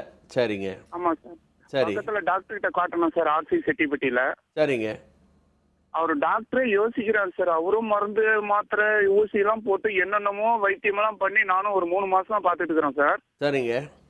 அவரே ஊசி போன சர்க்கரை எப்படி ஏறுது, எப்படி குறையுதுன்னு அவரே யோசிக்கிறார் சார். இல்லை நீங்கள் எப்படி இல்லை இது அதாவது 25 வயதில் வரக்கூடிய ஒரு சர்க்கரை நோய் வந்து பெரும்பாலும் இன்சுலினுக்கு மட்டும்தான் சார் கட்டுப்படும். இது வந்து ஆவரேஜாக சொல்கிறேன் நான். ஒரு ரேராக வந்து சில நோயாளிகளுக்கு மருந்துகள் மூலமாகவே கூட கட்டுப்படுத்த முடியும். நீங்கள் இதற்கு மேற்கொண்டு சில டெஸ்ட்டுகளெல்லாம் செய்ய வேண்டியிருக்கு சார். அதாவது அடிப்படையாக ஃபாஸ்டிங், அதாவது வெறும் வயிற்றில் எடுக்கிறது, சாப்பிட்டுட்டு 2 ஹவர் பொறுத்து எடுக்க வேண்டிய டெஸ்ட்டு, 3 மாதங்களுக்கு ஒரு முறை செய்ய வேண்டிய ஆவரேஜ், இதெல்லாம் மட்டும் தவிர உங்களுக்கு serum insulin level, C peptide level அப்படின்றதெல்லாம் செய்யணும். இதை செஞ்சு உங்களுடைய மகளுக்கு என்ன வகையான சர்க்கரை நோய் இருக்குது அப்படின்றத தெரிஞ்சுக்கிட்டு அதுக்குரிய மருந்துகள் கொடுத்தா நிச்சயமாக குறைக்க முடியும் சார். நன்றி சார். டாக்டர், இப்போ நிறைய பேர் வீட்லேயே வந்து டெஸ்ட் எல்லாம் எடுத்துக்கிறாங்க, சுகர் இருக்கா குறைஞ்சிருக்கான்னு. அந்த மாதிரி எடுத்துக்கிட்டு அவர்களாகவே மாத்திரையினுடைய அளவை வந்து கூட்டுறதோ இல்லை குறைக்கிறதோ சரியாக இருக்குமாங்கிறத பற்றி சொல்லுங்கள். அதற்கு ஒரு சின்ன பிரேக் எடுத்துக்கலாம். நேர்களை நிகழ்ச்சியை தொடர்வதற்கு முன்பாக சிறிய இடைவேளை.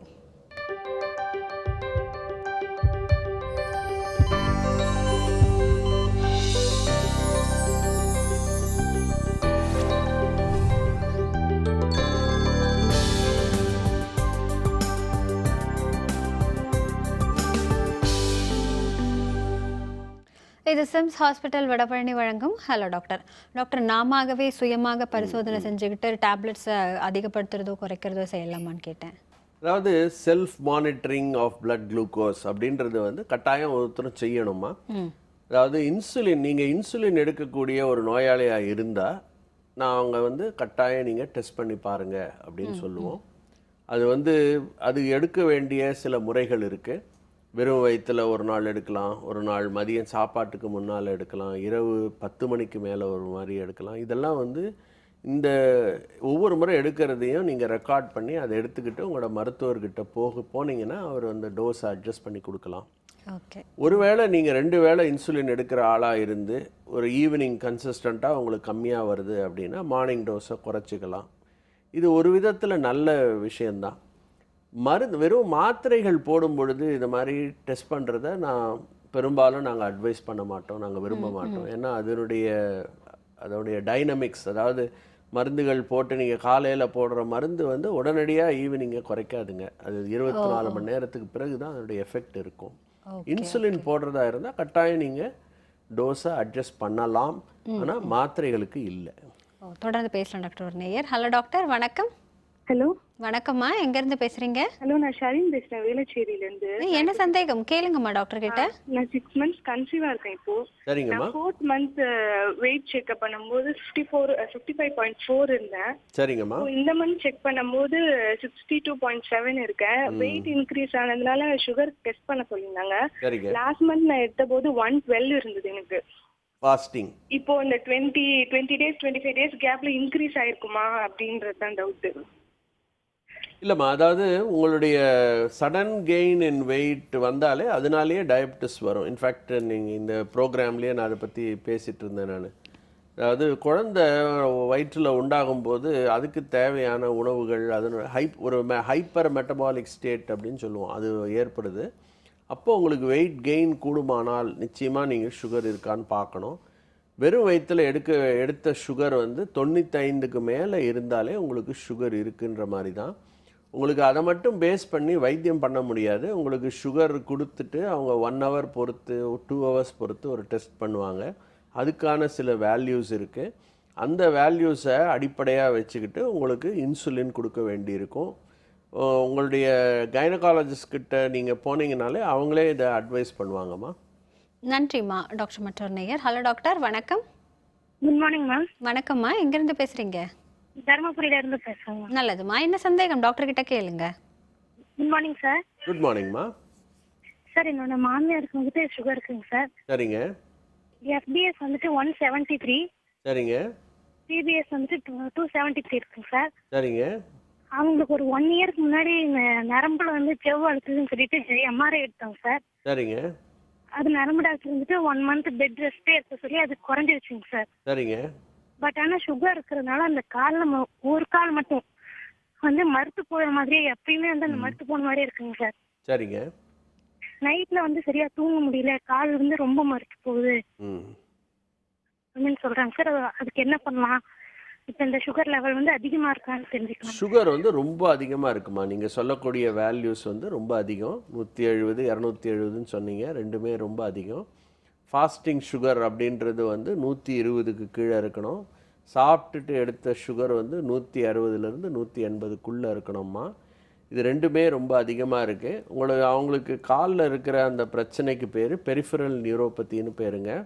காலில் இருக்கக்கூடிய சில நரம்புகளுக்கு தேவையான சத்து பொருள்கள் சர்க்கரை நோயில் கிடைக்காது. அதனால் வரக்கூடியது இந்த மரத்து போகிறது, கால் எரிவு தன்மை, இதெல்லாம் அதுதான் காரணம். கால் ஒருத்தருக்கு எரிச்சல் அதிகமாக இருக்கும் பொழுது தூக்கம் வராமல் இருக்கிறது இயற்கையான ஒரு விஷயந்தான். இதுக்கு மருந்துகள் இருக்குது. வெகு சுலபமாக இதை தீர்க்க முடியும்மா. நன்றிம்மா டாக்டர். மற்றொரு நேயர். ஹலோ டாக்டர், வணக்கம். ஹலோ வணக்கம். எங்கேருந்து பேசுகிறீங்க? அம்மா உங்க டிவி வால்யூம் கொஞ்சம் குறைச்சிடுறீங்களா? கம்மி பண்ணிடுறேங்க. நல்லதுமா. என்ன சந்தேகம் டாக்டர் கிட்ட கேளுங்க. எங்க ஹஸ்பண்டுக்கு வந்து சுகர் வந்து 8 months ஆச்சுங்க. சரிங்கம்மா. ட்ரீட்மெண்ட் எடுத்துட்டு இருக்கிறேங்க. சரிங்க. ஃபர்ஸ்ட் தடவை செக்அப் பண்ணும்போது 190 இருந்துச்சுங்க. சரிங்க. இப்போ வந்து 400 பக்கம் இருக்குதுங்க. ஆஹா, வெறும் வயிற்றுலங்களாம்மா? எனக்கு 38 ஏஜ் ஆச்சுங்க. இல்லைங்கம்மா, நீங்கள் சொன்ன 400 அப்படின்ற வேல்யூ வந்து வெறும் வயிற்றுலங்களா இல்லை சாப்பிட்ட பிறகுங்களா? சரிங்க சரிங்க. இப்போ வந்து ட்ரீட்மெண்ட் இப்போ வந்து 4 months கண்டினியூ பண்ணீங்க. இப்போ வந்து சுகர் வந்து 160 ஆயிடுச்சுங்க. அம்மா நீங்கள் சொல்கிற வேல்யூ வந்து வெறும் வயிறுங்களா சாப்பிட்ட பிறகுங்களாம்மா? சாப்பிட்டதுக்கு அப்புறங்க. ஒரே ஒரு வேல்யூ பார்த்து வைத்தியம் பண்ணக்கூடாதுமா. இல்லைங்க, ரெண்டுமே பார்த்தோம். சாப்பிட்றதுக்கு முன்னாடி வந்து 82ங்க. Very good. சாப்பிட்டதுக்கு அப்புறம் 159ங்க. வெரி குட் நல்லா இருக்கே ரெண்டுமே. சரிங்க. இப்போ வந்து ரெகுலரா வந்து சாப்பாடு எந்த மாதிரி எடுத்துக்கலாம், எந்த மாதிரி எக்ஸசைஸ் பண்ணணும், அவர் வந்து இருக்குங்க. அதாம்மா, அவர் வந்து ஒரு நாளைக்கு 45 நிமிடங்கள்லேருந்து ஒரு 1 hour வரைக்கும் அவர் நடக்கணுங்க. பிரிஸ்க் வாக்கிங் நடக்கணும். வாரத்தில் 6 நாட்களாவது இதை செய்யணும். அவர் டயட் அப்படின்னு சொல்லும் பொழுது இதை பற்றி கொஞ்சம் முன்னாடி தான் பேசினோம். பட் திரும்பவும் சொல்கிறேம்மா, நீங்கள் வந்து உணவில் தவிர்க்க வேண்டிய பொருள்கள் எது அப்படின்னு இருக்குது பார்த்தீங்களா, அதெல்லாம் மட்டும் தவிர்த்துக்கிட்டு அதிகமான அளவு காய்கறிகள், கீரைகள் இதெல்லாம் எடுத்துக்கலாம். நீங்கள் பழ வகைகளில் எல்லா பழங்களையும் எடுக்கக்கூடாது. ஆப்பிள், ஆரஞ்சு, பப்பாளி, கொய்யா இது தவிர வேறு எந்த பழமும் எடுக்கக்கூடாதுங்கம்மா. சாப்பாடை வந்து கரெக்டான நேரங்களில் எடுத்துக்கணும். காலை உணவு அப்படின்றது ஒரு 8 மணிக்கு முன்னாடியே சாப்பிடணும். மதிய உணவுன்றது 1 மணிக்கு முன்னாடி சாப்பிடணும். இரவில் அதே மாதிரி ஒரு ஏர்லி டின்னர் 7-7:30க்கு ஈவினிங் டின்னரை நீங்கள் முடிச்சிடணும். இரவு படுக்கும் பொழுது ஒரு டம்ளர் ஆஃப் மில்க் எடுத்துக்கலாம். இந்த இடைப்பட்ட பிரேக்ஃபாஸ்ட்டுக்கும் லஞ்சுக்கும் இடைப்பட்ட 11 o'clock அந்த சமயங்களில் வந்து சூப் மாதிரி எடுத்துக்கலாம். அப்புறம் சுண்டல்கள் எடுத்துக்கலாமா. லஞ்சுக்கும் டின்னருக்கும் நடுவில் நீங்கள் டீ காஃபி எடுக்கிற ஆளாக இருந்தால் டயபெட்டிக் பிஸ்கட்ஸ் எடுத்துக்கலாம். எல்லாமே கொஞ்சம் கொஞ்சம் எடுத்துக்கலாம். இதில் முக்கியமானது வந்து என்னன்னு கேட்டிங்கன்னா மாடரேஷன், அதாவது அளவுக்கு அதிகமாக எடுக்கக்கூடாது. நீங்கள் எடுக்கக்கூடிய சோறு அளவு, சாதம் அளவு எவ்வளோ எடுக்கிறீங்களோ அது மாதிரி 3 மடங்கு காய்கறிகள் எடுத்துக்கணும். ஸோ நீங்கள் சாதம் அளவை கம்மி பண்ணி காய்கறிகளை அதிகமாக கூட்டி எடுத்தீங்கனாலே சுகர் நிச்சயமாக குறையுமா. நன்றிம்மா டாக்டர் மற்றொரு நேயர். ஹலோ டாக்டர், வணக்கம். ஹலோ வணக்கம்மா, எங்கேருந்து பேசுகிறீங்க? நகர்லேருந்து பேசுகிறோம். என்ன சந்தேகமா கேளுங்க டாக்டர் கிட்ட. Good morning doctor. குட் மார்னிங்மா. டாக்டர், என் ஹஸ்பண்ட்காக கேட்கணும். சொல்லுங்கம்மா. 7 years இருக்கு அவருக்கு டயபெட்டிக். சரிங்க. டிசம்பர் மந்த் எடுத்தோம் டாக்டர் டெஸ்ட். சரிங்க. அதுல ஃபாஸ்டிங் வந்து 119 இருக்கு. பிபி வந்து 188. சரிங்க. அண்ட் HbA1c வந்து 7.6 இருக்கு டாக்டர். கொஞ்சம் அதிகமா இருக்கேம்மா. அப்படிங்களா? சாப்பிடுற மாத்திரை வந்து கிளைகோமெட் டாக்டர். சரிங்க. இல்லம்மா, உங்க டாக்டரை போய் நீங்க சந்திச்சீங்களா டிசம்பர் எடுத்த பிறகு? இல்ல டாக்டர், ஆக்சுவலா அவர் வந்து ஒரு 4 years பிஃபோர் கொடுத்த அந்த மாத்திரையை தான் இப்போ கண்டினியூ பண்ற. டாக்டர் இன்னும் பார்க்கவே இல்லை அவரு. தப்புங்க. அவங்க வந்து டாக்டரை கட்டாயம் போய் சந்திக்கணுமா. டாக்டர் பார்த்தாருன்னா அவருக்கு மற்ற விவரங்கள், அவருடைய கொலஸ்ட்ரால், அவருடைய கிட்னி ஃபங்க்ஷன் இல்லைங்கம்மா. இல்லை டாக்டரை கட்டாயம் அவர் கன்சல்ட் பண்ணணும். கன்சல்ட் பண்ணி அவருடைய ஆலோசனையை கேட்டு மருந்துகளை மாற்றி கொடுக்கலாம். இல்லை எடுக்கிற மருந்துடைய அளவை கூட்டலாம். சரிங்களா? நீங்கள் டாக்டரை பார்க்காம சுயமாக மருந்து எடுக்கக்கூடாதுமா. நன்றிம்மா டாக்டர் மற்றொரு நேயர். ஹலோ டாக்டர், வணக்கம். மேடம். ஹலோ வணக்கம் சார், எங்கேருந்து பேசுகிறீங்க? திருப்பூர்லேருந்து பேசுகிறேங்க மேடம். நல்லது சார், என்ன சந்தேகம் கேளுங்க டாக்டர். சொல்லுங்க. வணக்கம் டாக்டர். வணக்கம் டாக்டர். சொல்லுங்க. எனக்கு ஏஜ் 60 ஆகுதுங்க சார். சரிங்க. சுகர் 5 years இருக்கு. சரி. குளுக்கோஸ் பாஸ்டிங்ல வந்து 86. போஸ்ட் பிராண்டில்ல வந்து 204 இருக்கு. அப்புறம் HbA1cல 7.4 இருக்குங்க சார். சரிங்க. ப்ரெஷரும் கொலஸ்ட்ராலும் இருக்கு. ப்ரெஷரும் நார்மலா இருக்கு, கொலஸ்ட்ரால் நார்மலா இருக்கு. சரி. ஆனா நைட்டு வந்து தூங்குனா கனவு வந்துட்டே இருக்கு, நிம்மதியான உறக்கமே இல்லை. இது எதனால வருதுன்னு எனக்கே புரிய மாட்டேங்குது சார். அதாவது எங்களுடைய மருந்துகள்னால நைட்மேர்ஸ், அதாவது இந்த மாதிரி தூக்கம் வராமல் இருக்கிறதுக்கு வாய்ப்புகள் இல்லை சார். எந்த சுகர் மருந்தும் அந்த மாதிரி செய்யாது. சரிங்க சார். உங்களுடைய சுகர் வந்து கொஞ்சம் கண்ட்ரோல் இன்னும் கொஞ்சம் பண்ண முடியலாம். நீங்கள் கொஞ்சம் எக்ஸசைஸ் பண்ணிங்கன்னா உங்களுக்கு போஸ்ட் பிராண்டியல் சுகரும் குறையும். உங்களுடைய மருந்துகளை கொஞ்சம் மாற்றி கொடுக்கலாம். அது செஞ்சாலே உங்களுடைய HbA1cன்றது 7.4லேருந்து ஒரு 7 கிட்ட வரும். நீங்கள் உடற்பயிற்சி செஞ்சீங்கனாலே ஆட்டோமேட்டிக்காக உங்களுடைய தூக்கமும் வந்துடும் சார். நன்றி சார். டாக்டர், இப்போ நிறைய பேருக்கு வந்து சுகர் வந்துச்சுன்னா நரம்பு பாதிப்பு அப்படிங்கிறது அண்ட் ரொம்ப லோ கொலஸ்ட்ரால் இருக்கிறதோ இல்லை ப்ரெஷர் வந்து குறையிறதோ இதெல்லாம் வழக்கமான ஒன்றாக இருக்குது. இப்போ கூடவே அவங்களுக்கு சுகர் வந்துச்சுன்னா இதெல்லாம் சேர்ந்து வந்துருமோங்கிற பயமே பல சமயங்கள் இந்த வியாதிகளை கொண்டு வந்துருமோன்னு இருக்குது. இவர்களுக்கு இந்த நோய்கள் வந்தே தான் தீருமா, இல்லை அதை தற்காத்து கொள்ள முடியுமா? அதாவது நல்ல கேள்வி கேட்டீங்க. சுகர் ஒருத்தருக்கு இருக்குமானா நிச்சயமாக அவருக்கு கொலஸ்ட்ராலுக்கு மருந்துகள் கொடுப்போம். இப்போ இருக்கிற கரண்ட் ட்ரீட்மெண்ட் அதுதாங்க. சுகர் நோயாளிகள் எல்லாருக்குமே கொலஸ்ட்ரால் மருந்துகள் அவசியம் தேவை. அவங்களுடைய பிளட் ப்ரெஷர் வந்து 130/80க்கு மேலே இருக்கக்கூடாது. ஸோ அதனால் பெரும்பாலானவர்கள் வந்து ப்ரெஷருக்கும் மருந்துகள் எடுத்துப்பாங்க. ஸோ இதை தவிர மற்ற சில விவரங்கள் இருக்குது. கொலஸ்ட்ரால் தவிர யூரிக் ஆசிட்னு ஒன்று இருக்குது, அதுவும் கூடலாம். நாங்கள் கொடுக்குற மருந்துகள்னாலேயும் கூடலாம், இல்லை உடற்பயிற்சி இன்மை மற்ற உணவு பழக்க வழக்கங்கள் அதனால கூட யூரிக் ஆசிட் கூடலாம். அதனால இது எல்லாத்துக்குமே தான் வைத்தியம் செய்ய முடியும். அதாவது வெறும் சுகர் மட்டும் இல்லை, சுகர் நோயாளி ஒவ்வொருத்தருக்கும் ப்ரெஷருக்கும் மருந்துகள் சாப்பிடணும், கொலஸ்ட்ராலுக்கும் மருந்துகள் சாப்பிடணும், வேறு பிரச்சனைகளுக்கும் மருந்துகள் கட்டாயம் எடுக்கணும். தொடர்ந்து பேசலாம் டாக்டர். நேயர். ஹலோ டாக்டர், வணக்கம். வணக்கம் மேடம். வணக்கம் சார். எங்கேருந்து பேசுகிறீங்க? நாங்கள் திருச்சியிலேருந்து பேசிட்டு இருக்கோம். நல்லது சார். என்ன சந்தேகம் கேளுங்க டாக்டர் கிட்ட. அம்மாவுக்கு வந்து சுகர் இருக்கு. சரிங்க. ஆல்ரெடி டேப்லெட் எடுத்துட்டு இருக்காங்க சார். சரிங்க. டேப்லெட் வாட்சிங் பண்ணிட்டு இருக்காங்க. பட் இருந்தாலும் ஸ்டமக் வந்து ரொம்ப பெருசா இருக்கு அவங்களுக்கு. அவங்க கொழுப்பு ரிமூவ் பண்ண ஆப்ரேஷன் பண்ணலாமா வேண்டாமா சொல்லிட்டு அதை அவங்கள்ட்ட கேட்டுக்கொண்டு காண்டி பண்ணிட்டு இருக்கு. இல்லை, நீங்கள் வந்து லைப்போசக்ஷன் சொல்கிறீங்களா? அதாவது வெறும் ஃபேட்டு, வயிற்றில் இருக்கக்கூடிய ஃபேட்டை மட்டும் எடுக்கிறது. ஃபேட் மட்டும் எடுக்கிற மாதிரி இருக்கு சார். பெரும்பாலும் வந்து என்ன வயது சொன்னீங்க உங்களுடைய தாயாருக்கு? வயசு வந்து 55 சார். 65 இருக்கிறவங்களுக்கு இதை மாதிரி ஒரு சிகிச்சை செய்ய வேண்டாம் தாங்க நான் அட்வைஸ் பண்ணுவேன். வந்து உடற்பயிற்சி மூலமாக வயரை குறைக்க முடியாது, மற்றபடி அவங்க ஹெல்த்தியாக இருக்கலாம். வயிற்றில் ஏற்பட்ட அனாவசியமான, அதாவது வயிற்றை சுற்றி வரக்கூடிய அந்த தொப்பை விழுந்தது தான் சொல்கிறீங்கன்னு நினைக்கிறேன். அதை குறைக்கிறதுக்கு வந்து இந்த மாதிரி லைப்போசக்ஷன் இதெல்லாம் செய்யலாம். பட் அந்த லைப்போசக்ஷன் செய்யும் பொழுது கரெக்டான இடங்களில் செய்யணும். அதுக்கான ரிஸ்க்குகள் அதிகம். இந்த லைப்போசக்ஷன் செய்யறதுனால நிறைய பிளட் லாஸ் ஏற்படலாம்.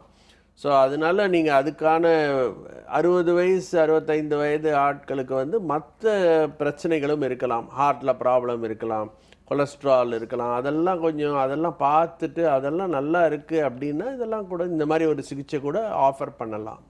நன்றி சார். டாக்டர் மற்றொரு நேயர். ஹலோ டாக்டர், வணக்கம். ஹலோ வணக்கம்மா. எங்கேருந்து பேசுகிறீங்க? ஆதம்பாக்கத்துல ரவான் பேசுறேன். நல்லதுமா. என்ன சந்தேகம் கேளுங்க டாக்டர் கிட்ட. Hello doctor. வணக்கம்மா, சொல்லுங்க. கால் உள்ளங்கால ரொம்ப எரிச்சல், மரத்து போறது. டாக்டர்கிட்ட ட்ரீட்மெண்ட் பண்ணி தான் இருக்கேன். டயாபில்னு ஒரு மாத்திரை எழுதி கொடுத்துருக்காரு. சரி, அது சாப்பிட்டு வரேன் டாக்டர். இருந்தாலும் எரிச்சல் ரொம்ப ஜாஸ்தி இருக்கு. நைட் ஆனா ரொம்ப ஜாஸ்தி இருக்கு. பகல்லாம் கூட அவ்வளவு தெரியல. அதான் உங்களுக்கு கேட்கலாம். உங்களுடைய பிரச்சனைக்கு பேர் பெரிஃபரல் நியூரைட்டிஸ்ன்னு பேர். இந்த இதனால தான் கால் எரிவு தன்மை இருக்குது, கால் மதமதப்பு இருக்கலாம். அதுவும் நைட்டில் அதிகமாக இருக்கிறதுக்கு காரணமும் இதுதான். இதுக்கு நல்ல மருந்துகள் இருக்குமா? மருந்துகள் எடுத்தீங்கன்னா நிச்சயமாக இந்த பிரச்சனை குறையும். உங்களுடைய சுகர் கண்ட்ரோலில் இருக்கணும், நீங்கள் நடக்கணும். அப்புறம் உங்களுக்கு B12 டெஃபிஷியன்சி இருக்கான்னு பாருங்கள். B12 டெஃபிஷியன்சி இருந்தாலும் இந்த சுகர் நோயாளிகளுக்கு இது அதிகப்படுத்தும். எடுக்கக்கூடிய சில மருந்துகள் காரணமே அந்த B12 டெஃபிஷியன்சியை ஏற்படுத்தும். அதுக்கான B12 கட்டாயம் நீங்கள் எடுக்கணுமா? நன்றிம்மா. டாக்டர், இப்போது பெரியவர்களுக்கு அப்படின்னும் பொழுது ஓரளவுக்கு டயட்லாம் அவங்க ஃபாலோ பண்ணுவாங்க, நம்மளும் ஸ்ட்ரிக்டாக சொல்ல முடியும். ஆனால் குழந்தைகளுக்குன்னு வரும்பொழுது குழந்தைகளுக்கு போய் டயட்டா அப்படின்னு நிச்சயம் கேட்பாங்க. ஆனால் இப்போ நம்ம பேச ஆரம்பித்ததே குழந்தைகளுக்கான சுகர் பற்றி தான் பேசணும். ஸோ அப்போ அந்த டயபெட்டிக்னு வரும்பொழுது குழந்தைகளுக்கு எந்த மாதிரியான உணவு கட்டுப்பாடுகளை கொண்டு வரலாம்? இது ரொம்ப கடினமான கேள்வி. அதாவது ஒரு ஃபர்ஸ்ட் ஆஃப் ஆல் அந்த அவேர்னஸே ஏற்படுத்த முடியாது. பேரண்ட்ஸுக்கே இந்த அவேர்னஸ் ஏற்படுத்தணும். ஸோ யூஸ்வலாக என்ன சொல்லுவாங்க அப்படின்னு கேட்டிங்கன்னா, சுகரி ட்ரிங்க்ஸ், சுகரி சப்ஸ்டன்சஸ், இப்போ சாக்லேட்ஸு, பிஸ்கெட்ஸு அந்த மாதிரி விஷயங்களை அவாய்ட் பண்ணணும். அதே மாதிரி அதாவது குழந்தைகள் இயற்கையாகவே பார்த்திங்கன்னா நல்ல ரொம்ப ஆக்டிவாக இருப்பாங்க. அதனால் எடுக்கக்கூடிய உணவுகளை அவங்க பேர்ன் பண்ண முடியும் அந்த கேலரிஸை. ஸோ ஆக்டிவிட்டியை கூட்டலாம். ஸோ ரொம்ப கடினமான ஒரு விஷயந்தான். இப்போ வந்து ஒரு குழந்தை இருக்குது, அது வந்து ஸ்விம்மிங் போயிட்டு வருது அப்படின்னா, அதோடைய ஆக்சுவலாக பார்த்தீங்கன்னா அவங்க ஸ்விம்மிங் போகிறதுக்கு முன்னால் அதுக்கு ஒரு சுகர் செக் பண்ணணும். ஸ்விம்மிங் போயிட்டு வந்த பிறகு சுகர் செக் பண்ணணும்.